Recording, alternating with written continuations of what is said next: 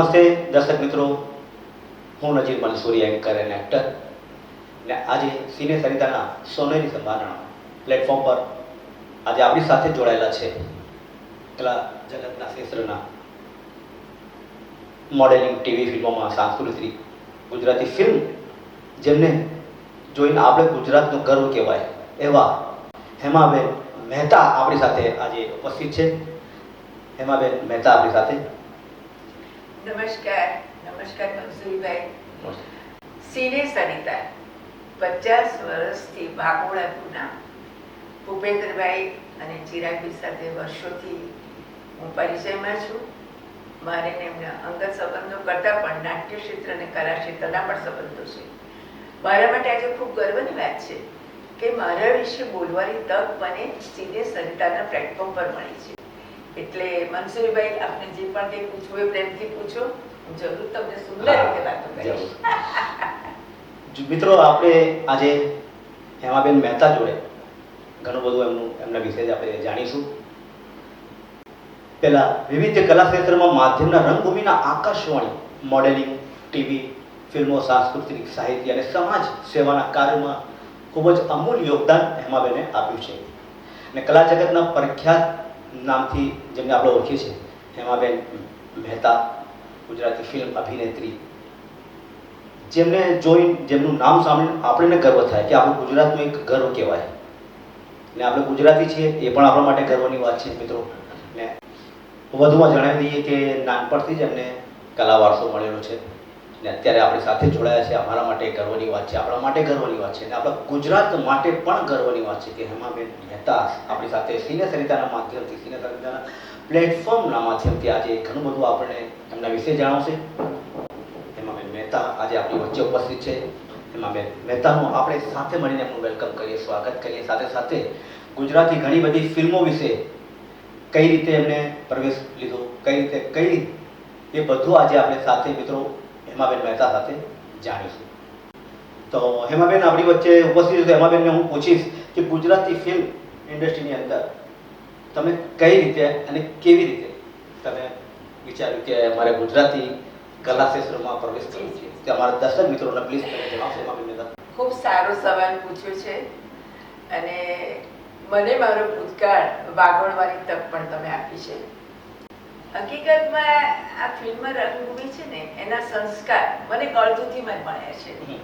મારા માતૃશ્રી સુશીલાબેન જોશી એ જમાનામાં નામદાર હીરાની કંપનીમાં કલાકાર હતા અને બોમ્બેની ખાડાની રંગભૂમિમાં એમણે કામ કરેલું.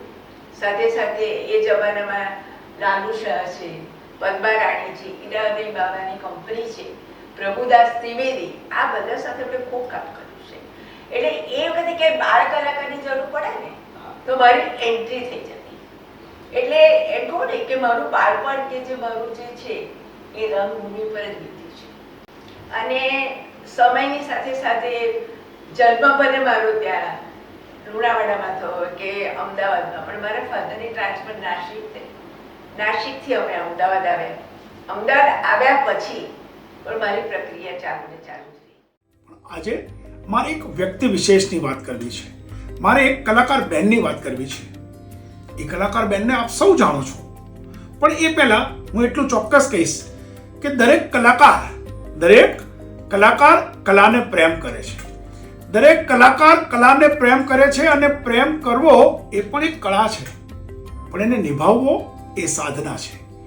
તો હું એવું માનું છું કે હું જે બેનની વાત કરવા જઈ રહ્યો છું, જે કલાકાર બેનની વાત કરવા જઈ રહ્યો છું, એ બેન સાચા અર્થમાં એક સાધક છે. નામ છે બેનનું હેમાબેન મહેતા. આપ સૌ એમને જાણતા હશો. ઘણી બધી ફિલ્મો કરી, ઘણી બધી ટીવી સિરિયલ્સ કરી, એ સિવાય રંગમંચ ઉપર પણ ઘણા બધા પ્રોગ્રામો અને નાટકો સાથે એમણે ગુજરાતની જનતાની ખૂબ સેવા કરી છે.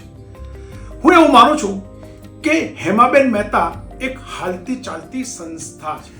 હેમાબેન મહેતાના હાથ નીચે ઘણા બધા વિદ્યાર્થીઓ તૈયાર થયા છે, ઘણા બધા કલાકારો તૈયાર થયા છે. હું કેટલાય કલાકારોને ઓળખું છું કે જે સૌએ હેમાબેન મહેતા સાથે કામ કર્યું છે. હેમાબેન મહેતા એક એવા કલાકાર છે કે હંમેશા સહકલાકારને ખૂબ જ સારી રીતે સપોર્ટ કરે છે. તો બસ હું તો એવું માનું છું કે આપણે સૌએ હેમાબેન મહેતાને બિરદાવવા જોઈએ અને એમના માટે પ્રાર્થના કરવી જોઈએ કે હેમાબેન હંમેશા આપણને સૌને આવી રીતે સપોર્ટ કરે અને આશીર્વાદ આપે.